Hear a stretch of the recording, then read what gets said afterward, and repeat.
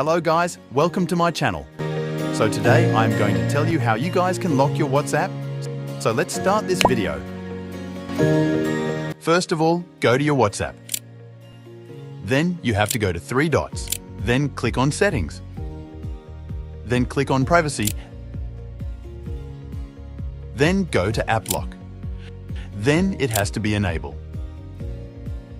Then you have to click on the option above. Then you have to go to Settings. You have to write App Lock in search option. Then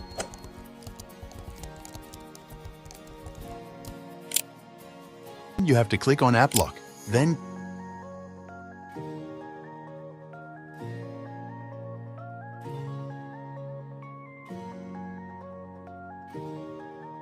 click on this lock option.